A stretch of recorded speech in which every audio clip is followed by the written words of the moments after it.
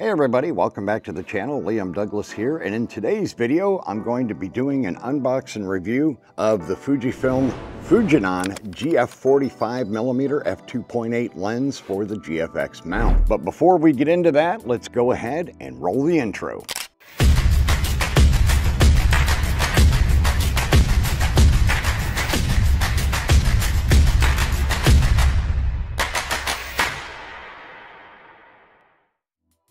Okay, so let's go ahead and open up this bad boy. Now, I borrowed this lens from Fujifilm North America thanks to my contact Daniel. So shout out to Daniel for being kind enough to send me one of these to try out and review. So we open up the box, and inside we have the instruction manual, of course.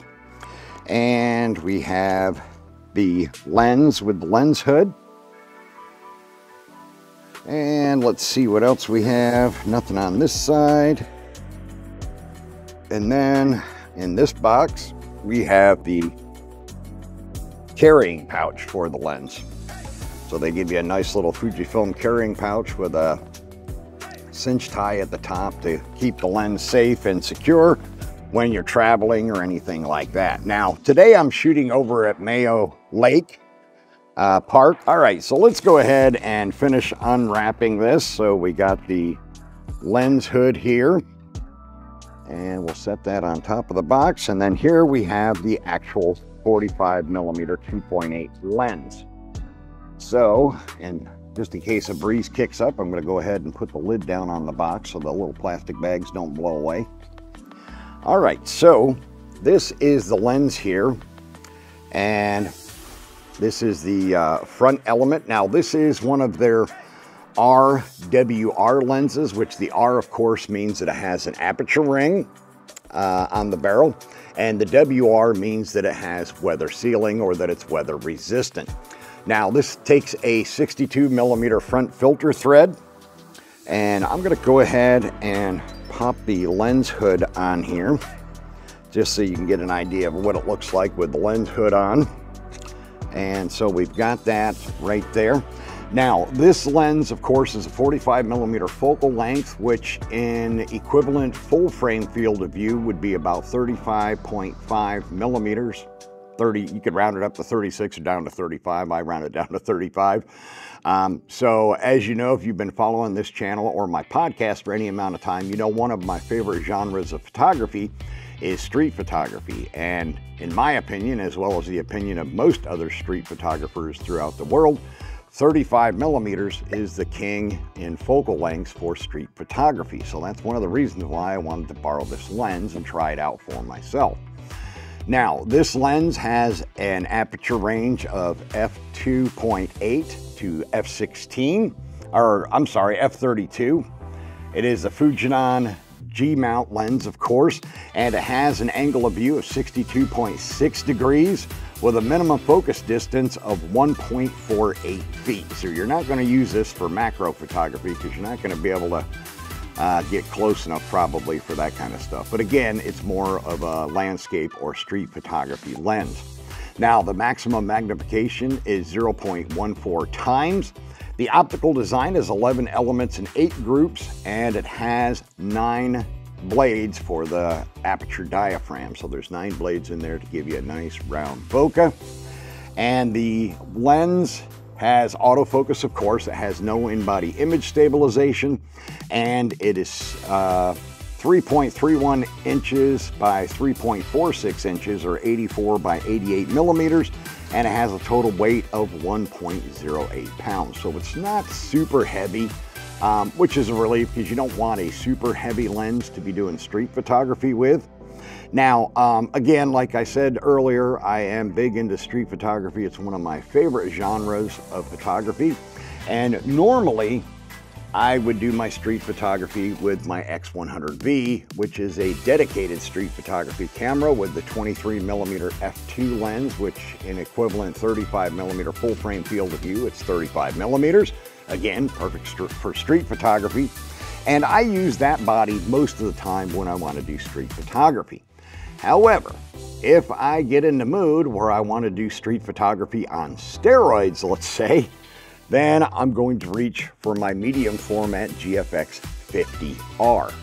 And coupled with this 45mm lens, I've got one heck of a beast for doing street photography. So let's go ahead. I'm going to pop the hood back off here for a moment. We'll set that aside and we'll put the front lens cap back on momentarily here. We'll take off the rear cap on the lens, and then we'll take off the body cap on the 50R, and we'll marry the two together. There we go. Now check that out. That is a serious street photography setup. And it's not super heavy, believe it or not. With the GFX 50R being a rangefinder style body, it's considerably smaller and lighter in weight than the 50S and 50S2 or any of the GFX 100 bodies. So it's not too terrible on my arms, which, you know, I have a lot of problems with my arms from years of shooting with Canon 1D bodies and the big heavy white lenses, doing NASCAR and IMSA racing and stuff like that. So that was one of the many reasons why I switched to Fujifilm from Canon 3 years ago, and I haven't regretted it in the least. Now, as I said, this is going to be my street photography on steroids setup for this video. So today we're going to go ahead and we're going to head down to Raleigh, North Carolina. We're going to check out the North Carolina Museum of Art. It's an outdoor art exhibit with a lot of sculptures and stuff like that for us to check out. So we're going to take this beast down there and we're going to do some street photography and see what kind of images we can get.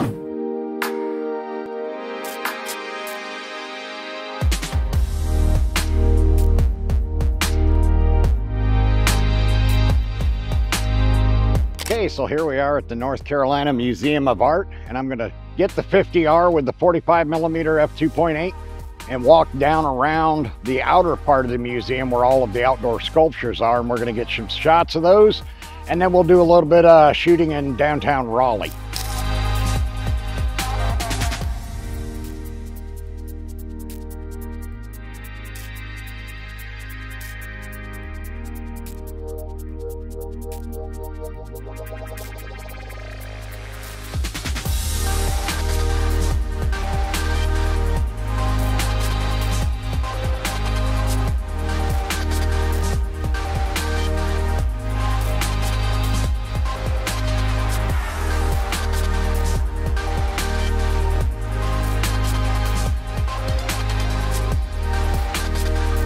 Okay, so as you saw, we got some really great images at the North Carolina Museum of Art. They have some really fabulous sculptures around the exterior, the outdoor portion of the Museum of Art, and I love to visit that once or twice a year just for something to do. It's a nice place to visit.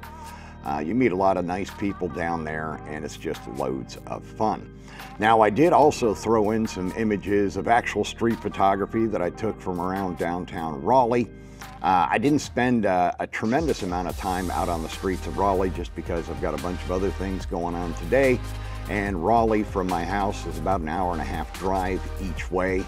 And I had to get back home today so that I could fire up the smoker to make dinner for Tina and I for this evening. But as you can see, this is an incredible lens. It makes fantastic images, whether you shoot it wide open or stop down.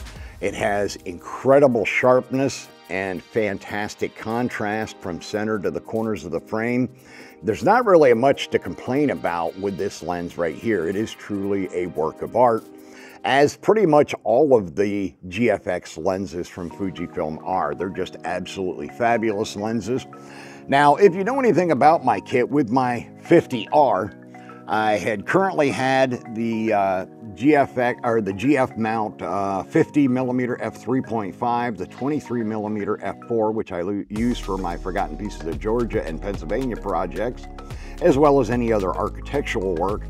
And then about a year or so ago, I managed to pick up the GF 35-70 f4.5-5.6, which is a great little telephoto lens for my GFX 50R. I absolutely love that lens. It may not have the widest aperture, but that's fine because I generally am shooting with it outdoors in good daylight anyway, so it doesn't really matter.